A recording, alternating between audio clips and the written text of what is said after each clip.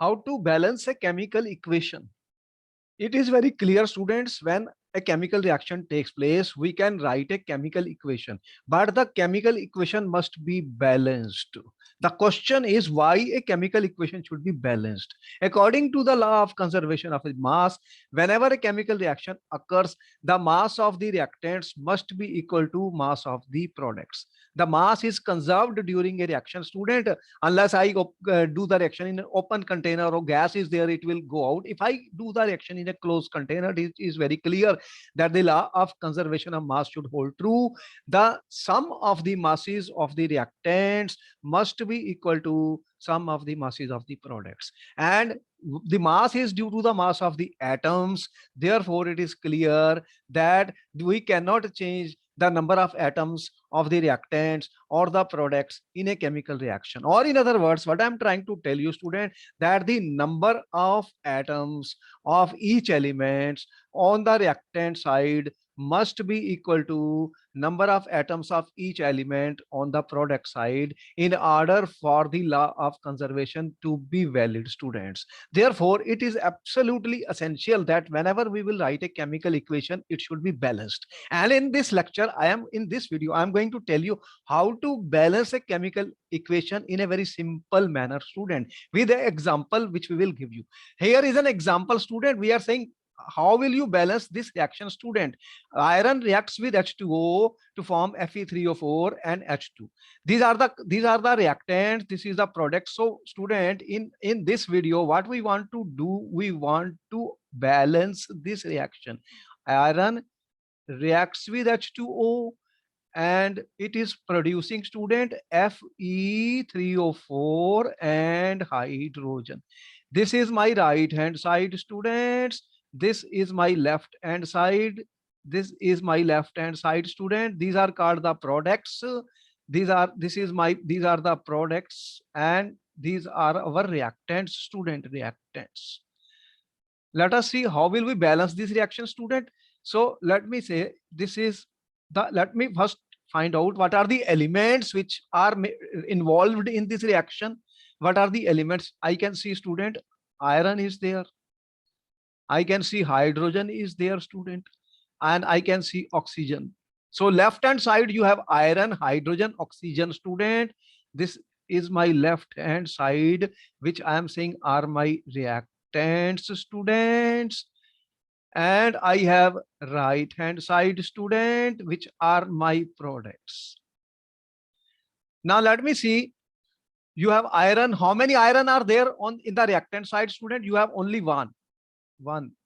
How many atoms of iron you have on the right hand side, the product, students? You have here 3. How many hydrogen is present in the reactant, student? This is 2 hydrogen. Hydrogen 1 atom. H2 means 2. How many hydrogens you have on the right hand side, student? You have 2. And further you have oxygen. How many oxygen atoms are present in the reactant side or left hand side, student? You have only 1 oxygen. This is 1. How much oxygen, how many atoms of oxygen on the right hand side? 4, students. So I have noted down, students, I have noted down the number of atoms of each element present in the reactants and the product side. These are my reactants, students, and these are my products. Now what method I will use to balance? This is called hit and trial method. There is I will use simple mathematics, students, to balance the equation. What I will do, I will first find the compound which has the largest number of atoms. In this you find this has the largest number of atoms, student, Fe3O4. So I will use this, student, as my base. So here first I will do what, student? I can see there are 3 iron, 3 Fe present on the right hand side, and I have only 1 on the left hand side. So how much I should multiply? I can, if I multiply this with 3, student, then I can balance this. These are called the coefficients, student. What I am trying, let me change the color of this, student. This I am changing this. These are called the coefficients, student. Coefficients. And I can only change the coefficients. The rule is very simple, that I can, students, change the coefficients of reactants or products. Change the coefficients by multiplying with appropriate numbers, student. By multiplying with some number, student. But I cannot change student, the formula of the compound. The formula of compound I cannot change. What I mean to say that, student, these are the subscripts cannot be changed. I am saying the subscripts cannot be changed, students. While balancing, I cannot make it O2, I cannot make it F2 or F3. I cannot make F3. I have to put or make the changes in the coefficients only, students.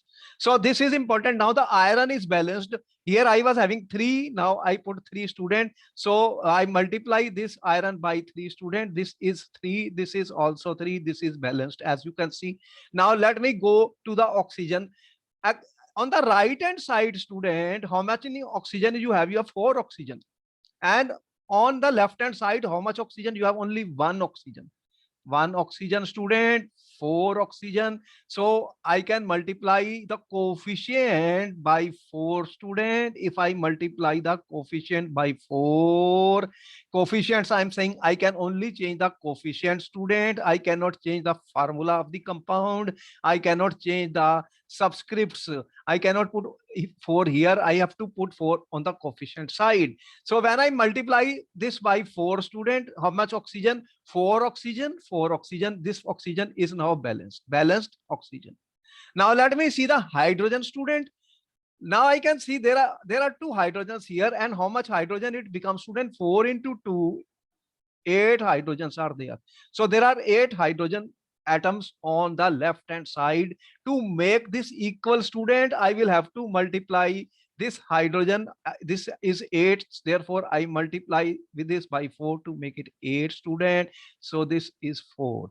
Therefore, students, I have balanced this equation. Now you can see 3Fe plus 4H2O, Fe3O4 plus 4H2. Once you have balanced it, I will check it, student. Check. Let me check the balanced equation, student. How will I check? How many atoms are there? Iron 3, 3. How many atoms of hydrogen? 4 into 2, 8. 4 into 2, 8. How many atoms of oxygen? 4 into 1, 4 and 4. Therefore, this equation is balanced, student. This is a simple way of balancing the equation. Let me give you some more examples of these, students. Question is, translate the following statement into chemical equations and then balance them. A, students, what is the A part, students? In a hydrogen gas, student, combines with the nitrogen gas to form ammonia, to form, student, NH3 gas. Now, if I have to balance it, I will use the same method, student. Elements, student, which elements are involved here? You have hydrogen and nitrogen. Left hand side, student, that is the reactants, and right hand side, student, I have the products.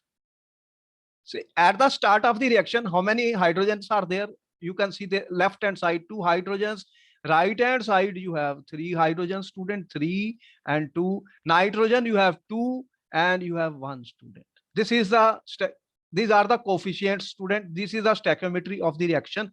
When I begin, now I have to balance it as per the law of conservation of mass. I told you the number of atoms on the left hand side of each element must be equal to number of atoms of each element on the right hand side. So students, what I will take the compound, student, which are the largest number of the atom, that is ammonia. I will choose this ammonia, student. So here you see nitrogen is 1, nitrogen is 2. So what I will do, I will multiply this by 2, student. So if I write 2 here, what will happen, student? You will get nitrogens become equal in both nitrogen 2, nitrogen 3. Now what is the hydrogen? As you multiply this with 2, student, how many hydrogen? I have to multiply this by 2 also. It becomes 6 hydrogens.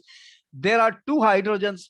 There are 6 hydrogens. So to make them equal, student, I will multiply this by 3 to get 6 hydrogen. Therefore, I put 3 students. Now you can see this equation is balanced, student. This is a balanced equation. The number of atoms on the left hand side are equal to number of atoms on the right hand side. Another question which we have, student, let me say, hydrogen sulfide gas burns in water. We have H2S, student.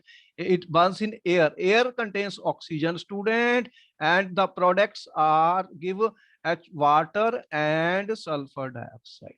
You can see, student, I can only change the coefficients, not the formula of any element or any compound. The subscripts cannot be changed, only the coefficients can be changed for balancing of the reaction. This is a rule which you must remember. Let me see, student, the elements. Hydrogen, you have sulfur, student. Let me take sulfur, then you have hydrogen, then you have oxygen, 3 elements. Then I'm writing now left hand side are my reactants, right hand side is my product, student. Left hand side, how many sulfur? You have 1 sulfur. How many hydrogen? You have 2 hydrogen, student. How many oxygen? You have 2 oxygen, student. On the right hand side, how much sulfur? 1 sulfur, student. And how much hydrogen? You have 2 hydrogen. And how much oxygen? You have 3 oxygen. So you can see that you have 3 oxygen on this 1 plus 2 3, and you have only 2 here. So students, I will take one of the let me take SO2 to balance the reaction. If I use this, student, sulfur 1, okay, this is balanced. Oxygen, now here you can see that there are 2 plus 1 3 oxygens. There are 2 plus 1 3 oxygen, student. How will I make this 3 oxygen, student? There are 2 oxygens. There are 2 oxygens on the left hand side. If I multiply this by 3 by 2, student, then what happens? It becomes 3. So let me multiply this by 3 by 2, students. It becomes 3 oxygens. Now let me consider hydrogen 2 and hydrogen 2. This is balanced. Sulfur is balanced oxygen. But since this is a fraction, student, in order to convert the fraction into simplest, lowest whole number. So what I will do, student, I will convert the fraction 3 by 2 into the lowest possible whole number, student. And for this, I will multiply the entire equation by that number. So I can multiply the entire equation, student. You know, if I multiply 3 by 2 by 2, it will become 3. So I will multiply the entire equation by 3, students. By 3 by 2 by 2. 3 by 2 into 2 is 3. So I will multiply the entire equation by 2, student. So multiply the entire equation by a factor of 2 to get the lowest whole number. So then it will become, what will be the final answer, student? You have 2H2S multiply 3 by 2 by 2, it becomes 3O2, student, and this is 2H2O and 2SO2. Check. The last step is always the check, student. You have 2H2, 4H2, S2, sulfur 2, oxygen 6, 2 plus 4, 6 oxygen. This is a balanced equation, student. Balanced. The equation is balanced. Let me take some more examples, students. Here, student, is example where you can see that you have on the left hand side, in such cases where you have left hand side SO4, as well as on the left hand side you have NO3, student, and right hand side also you will see you have NO3 and SO4. These are polyatomic ions, student. Polyatomic ions. If I put the charge also, this looks like this, 2 minus this, minus 2 minus. These are polyatomic ions, student. If they are present in the left hand side, means the reactants, and also present, student, on the right hand side products. They are present in the reactants and products, so we can take them as one unit. Take as one unit, student, rather than taking individual atoms. I will consider SO4 and O3 as one unit. So students, let me consider the left hand side, let me consider the elements or the units. Now I am writing units, students. Left hand side are my reactants, students.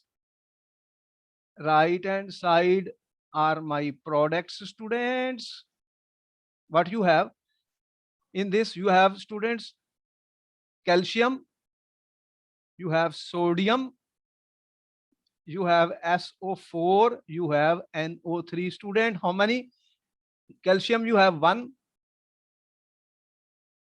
SO4 how much? 1, sodium you have 1, NO3 1. On the right hand side, student, how many calcium you have? You have, if I put the student on the right hand side, how many calcium you have? Right hand side, student, you have 1 calcium, 1 Ca, only 1, coefficient is 1. How much sodium you have, student? You have 2 sodium. On the right hand side, sodium, student, how much sodium is there? 2. And what is the SO4, student? SO4 is 1 and 1 on this side. SO4 1, SO4 1, and NO3, student, 1. How many NO3 here? You can see NO3, 2 NO3.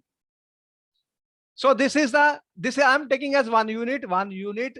These are the elements, students. So if I consider this is the one which has the largest number of atoms, student, calcium nitrate.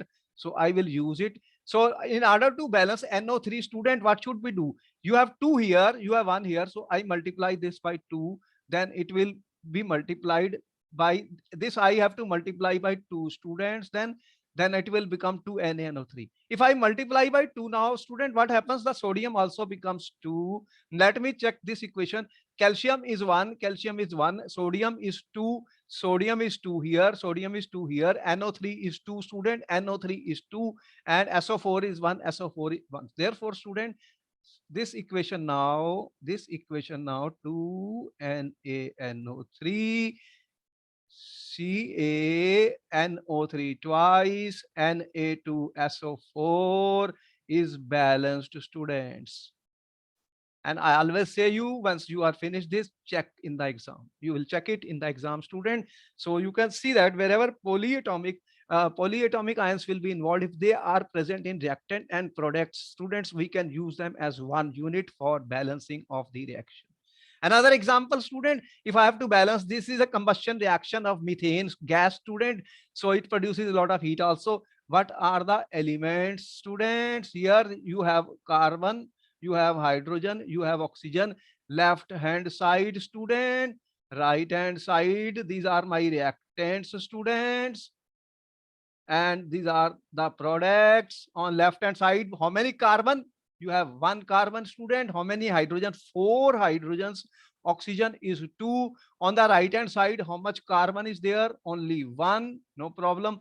Oxygen, hydrogen, how much hydrogen is 2 here, student? Hydrogen is 2.